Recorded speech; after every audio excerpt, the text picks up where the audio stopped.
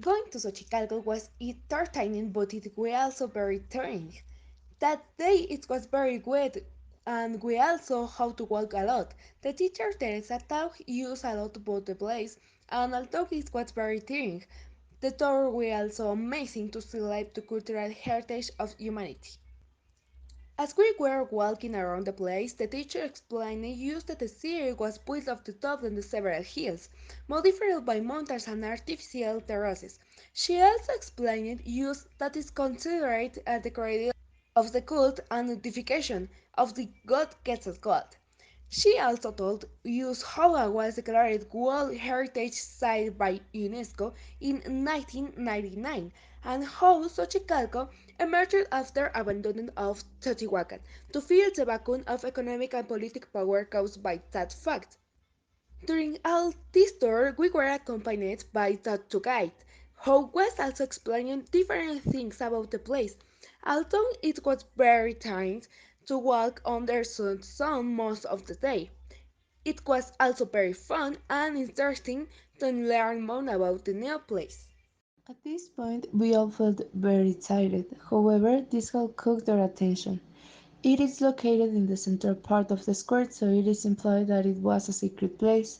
It is a quadrangular shaped architecture in where you can enter, of course, very carefully, and try not to touch in order to keep everything that it suppressed safe.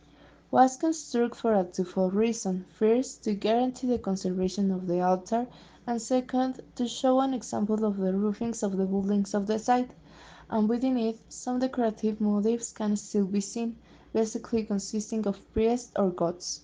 In this picture, we are in front of the pyramidal base of the feather serpent. The guide tour explained to us all the symbolisms that represent the relief and the figures, as well as the story they tell. It is one of the only ones that can be climbed, and in ancient times, only people with high powers, such as priests or warriors, could use them.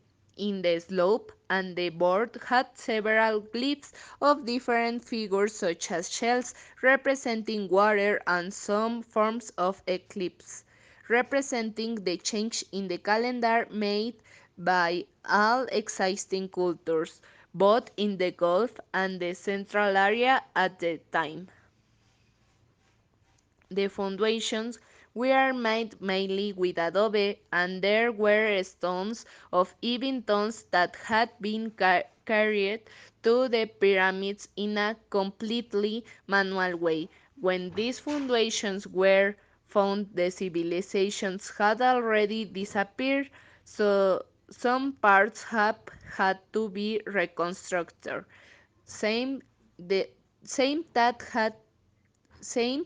have been marked with small stones to differentiate the original foundations.